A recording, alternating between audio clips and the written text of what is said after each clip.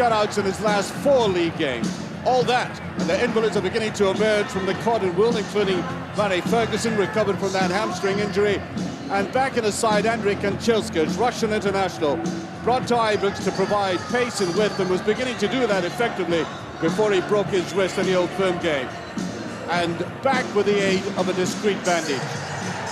And Hearts have given their recent squabble, probably now feel Geneva is a very odd place to house any humanitarian court. Will attempt to get that out of the system altogether with a side which does include the new signing from Spain, a man called Juanjo, and Gary McSwagan, the former Rangers player. And back in the side, thankfully for Hearts, the man I consider to be the most influential in the squad, Steve Fulton.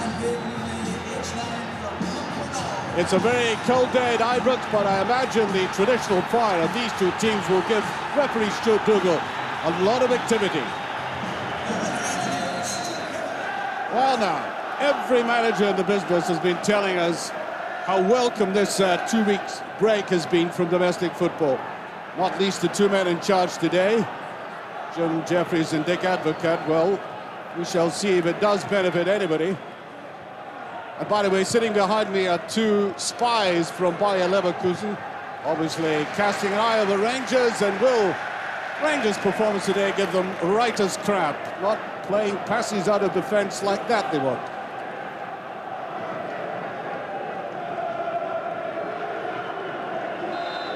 The referee judges that, I think, quite correctly, to be a cumbersome tackle.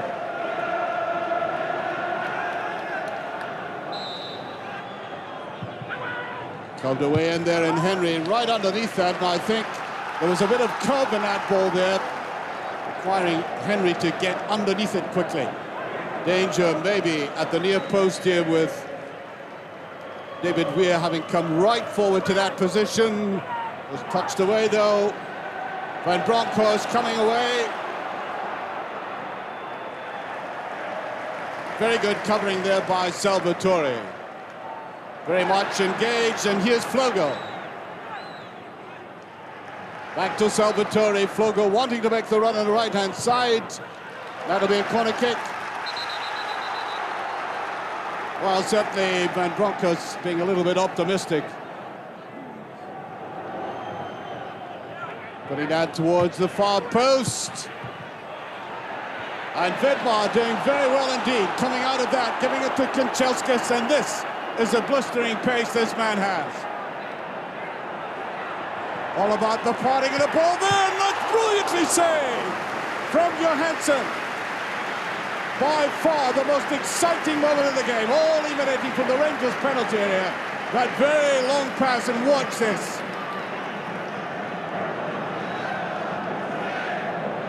Ferguson, Vidmar. Lobbed it in, and Johansson going down there. The referee turns away from that. Now watch the turn. Yes, I think he lofted himself up. Referee just behind it, and a good vantage point. Taken away by Juanjo. Well, he's holding his face at the moment, but the referee is waving play on. There's a run by Johansson, and he's almost away. I think he lost sight of that altogether. Wallace picks it up. There's Kanchelskis. Hearts are reorganizing all right. Kanchelskis again, brilliantly saved. This goalkeeper is outstanding so far. Rangers are pulverizing this Hearts defence and coming against a superb goalkeeper. Ferguson, a lot of spin in that. Johansson is going. Referee waves play on. There's Wallace inside, and Wallace right off the goalkeeper again.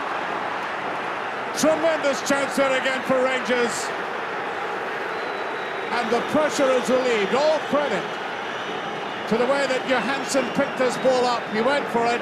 Presley claiming he was fouled. And then now to this man here. And the Frenchman, Gilles Rousset, has utterly defied this quite magnificent football that Rangers have been playing. Ooh, Weir really stretched for that one. Almost got beyond them. The mighty twosome going up together there. Otto Swillen, and Rousset deals with it well. Kanchelskis driving that in against Salvatore, and that barrier, that maroon barrier, but at least in the shots in this game, has proved so far impregnable despite all the efforts of Rangers, and there have been many like this one by Kanchelskis.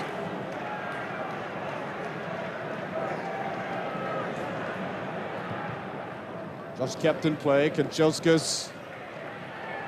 Back with him there, though. Jim Hamilton, now Kanchelskis. Can he touch it over? He does.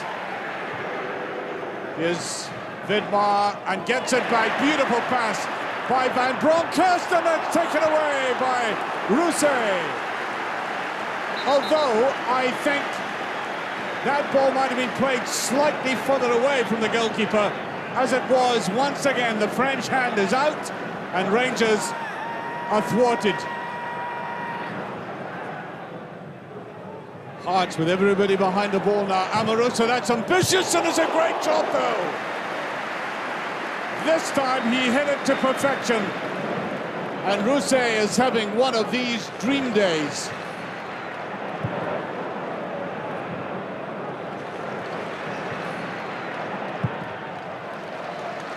Well, his compatriot at the other end has simply been a spectator by comparison. But it's still nothing each. Picked up there by McSwagan. Hamilton, that's a very good ball indeed. Vogel. It's a tempting one, and there is Charbonnier. Well, as that was floated across, McSwagan was in a position and given surprising latitude to go for that. Might benefit Rangers, given the siege they've laid against this Hearts defence, to pull Hearts out a little bit more, and there was the expected mistake from Amoruso. There's always one in that crucial area in the game, anytime I've seen him playing, and he just has that dilatory look about him at times. It's almost a look of relief on his face eventually. Purini picked it up well, played it too far in front of him, and that's a brilliant ball by Van Bronckhorst. Now Kanchelskis, who's coming up, and there's a right-footed shot, brilliantly saved, Johansson. Wallace tries to get it away, and yet again they survive, and that, I think, is a free kick to Hearts.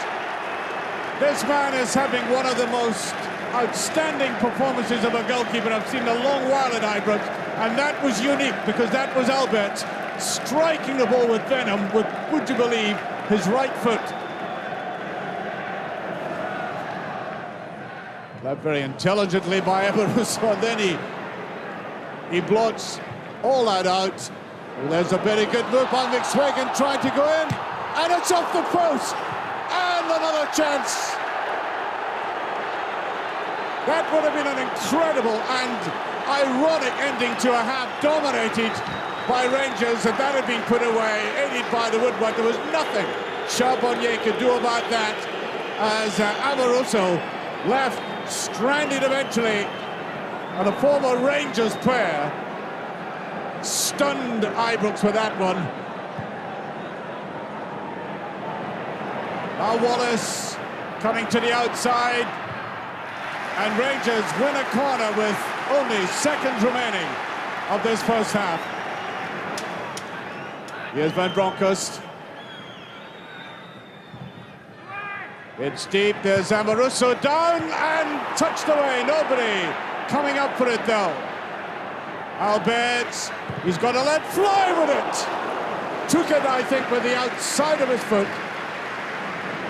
Can see the way he cuts across the ball that time, imparting all that curve to the side.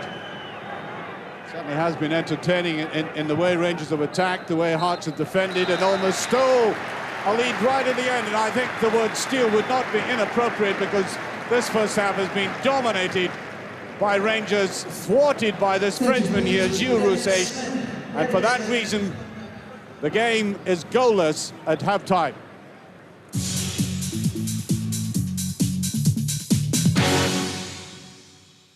Overwhelming is, I always... Well, I said right at the start that the Bayer Leverkusen spies are here with their notebooks out. I think in that first 45 minutes there were enough material for a couple of novels. And Hearts, of course, under a great deal of pressure in that first 45 minutes, have decided to make changes. There's Lee Makel has come on, along with another Frenchman, Vincent Guérin, a man I know very well indeed, met him in Paris. An excellent little player on his form, scored a fabulous goal, as I recall, against Barcelona in a Champions League game. 35-yard goal. So he can play all right. And they're on for Juanjo and Flogo, who were, to say the least, anonymous.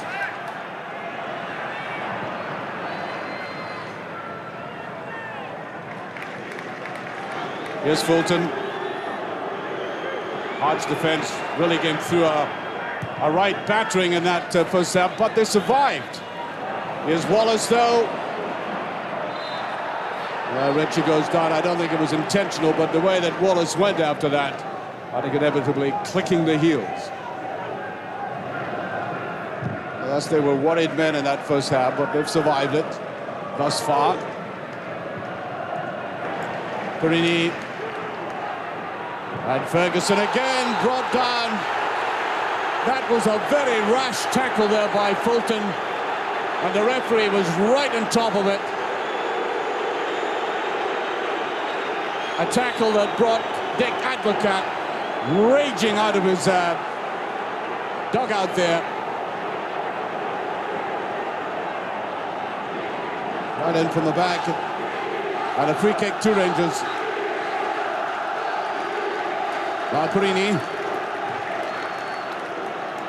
Wallace left on his own and allowed to pick that ball up. Here's Ferguson running to good position. Brilliantly saved again. Wallace puts it in. Now Johansson does it. The breakthrough eventually for Rangers. Once again, Rousset thwarted him initially, but the gradual erosion could not be held out. 5 minutes into the second half, after intense pressure throughout the first, the breakthrough justifiably comes to Rangers from an Nordic player who's been in there with opportunities in the first half, and eventually it pays off. Barry Ferguson had a brilliant run into the box to start off with, and then the break here, there was no offside, and he was left on his own.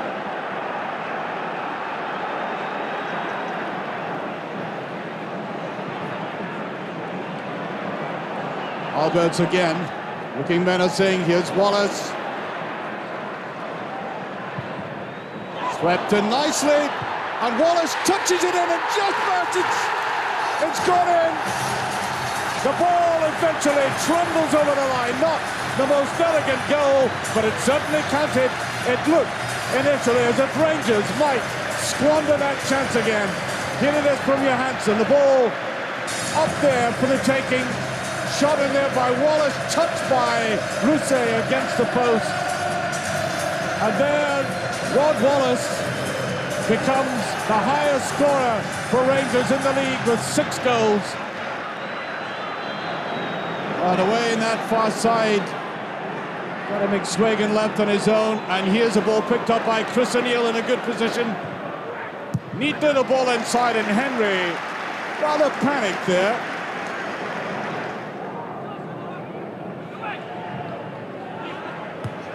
Charbonnier right away with it. That is his fondness for the punch-out. When he gets away with it, Guérin, and fires it in! Frenchman to Frenchman, and Charbonnier. Here's the man from Paris Saint-Germain against the man from Auxerre, and the goalkeeper is the better of it. Here's Miller.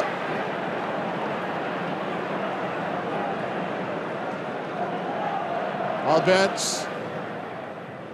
Wallace lays it up very well. Miller. And Wallace. Nice, neat little move there. But really no drive in the header eventually. And so often Van Bronckhorst has been feeding it into the box like that. Amoruso positive with it. Wallace back to Miller. On to Ferguson.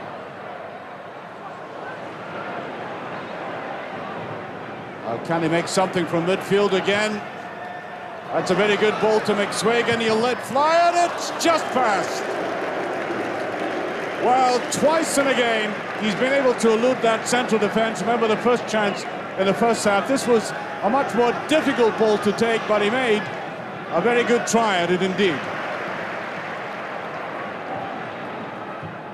Rangers getting a bit more comfortable again. That's beautifully timed, that pass. Miller.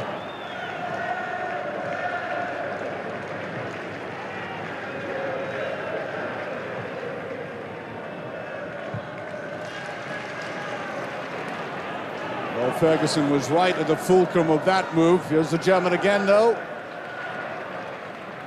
Ferguson, delightful little dummy. Good play by Rangers as Wallace went down. Harshly brought down there by David Weir. That's a yellow card. And you can see the Dutch influence in all of this play. Not so much in that tackle there, I hasten to add.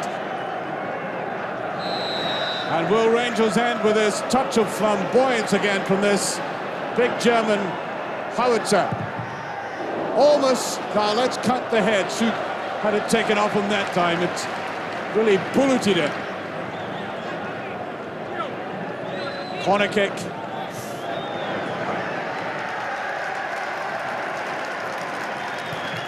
Swings it out wider this time. Looked to be a bit of pushing and jostling, and I think there's a bit of trouble here for Amoruso. Now, there's no doubt he lifted his leg at the back there, and he gets a red card. Remember, he was red carded at Pittodrie for an impulsive action. Across it comes. There's no doubt he might have had a contact at the back there. But there, as it happened, he raised his boot at the back. There's a ball played in. I thought there might have been offside there. Guerin going round his man. Vidmar takes the ball away. Now here's Van Bronckhorst on the break. In he goes himself. He's got Charlie Miller on the outside. And he goes to Wallace. There's a great effort by Wallace. And he scores! What a marvellous goal! That does it! Great play by Van Bronckhorst, but what a delightful finish by the little man. One touch, away it goes. Rangers are 3 up, and Wallace goes clearly to the top of the goal-scoring list with 9 goals.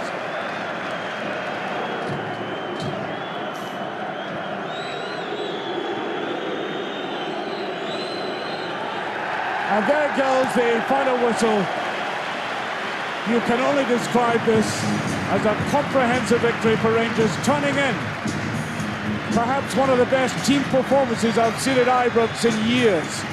And Rangers looking really in championship form as they end the game, winning by 3-0. Jim, you'd have to say that was a hugely disappointing performance from Hearts today. Oh, that was one of the worst performances since I come here. I mean, for the first 5 minutes, we never looked as if we had any belief. We were second to the ball.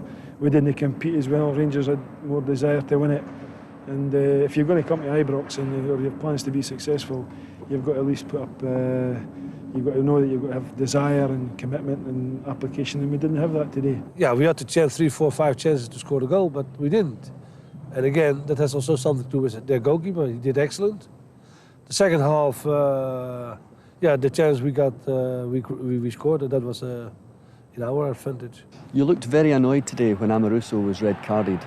Was his offence serious enough for you to take further action, possibly remove the captaincy from him? No. Not at all. There was no reason for it. Action, reaction. It is not good what he did, but still, there was something happened before when he did something. But I think the game, we have an excellent referee, and I thought that a yellow card was more than enough. Yeah, Dick Advocat there, Dave McPherson and Graham Spears watching that game with me. Dave from the sidelines, he wasn't playing yesterday. We'll come back to the Amoruso incident later, guys. But Dave, first of all, from Hearts' point of view, that was so disappointing yesterday. Yeah, I agree with the manager. You've got to be able to go to Ibrox and play and attack them. And unfortunately, we didn't do that yesterday. Gary McSwiggan and Juanjo up front never really held the ball up. It's a new partnership, it'll take time to settle, but you've got to be able to go there and play and get the ball on the deck and make passes and frustrate Rangers, and we never did it. An outstanding performance, as Archie said in commentary, Graham, from Rangers though. Yes, it was. I think Hearts were undermined by some players that were missing, especially Stefan Adam, who makes great runs and opens up space for Hearts in the final third of the field. But it was a great performance by Rangers. I mean, they dominated throughout. Hearts were disappointing, Rangers were excellent, and a great match was marred by what happened at the finish. And Dave, the only man at Tynecastle who's taller than you, Mr. Rousset, and what a sensational first half he had yesterday. Yeah, some fantastic saves, reflex for a big lad. He's got tremendous reflexes, and that's a great save on left hand. He's tremendous strength in his upper body and his arms. He made some great saves with his one hand. Graham, they were raining down on him from all sides, and he handled everything in that first half. Yeah, they were, and what was remarkable about it was you've sometimes seen goalkeeping performances in the past where there have been quite timid shots, but every shot was absolutely hammered at this guy. It was extraordinary, from Kanchelskis twice, Alberts in particular. I'm not sure if that's the one we're about to see, but there were bombs raining down on him, and it was a tremendous performance. It was a shame that the players around him, Dave, didn't rise to the occasion the way he did. Yeah. I thought the defence actually played quite well. I mean, they were up against it right for the word go. And when you go to Ibrox, you've got to be able to have your front players holding on to the ball to give your back players a bit of respite.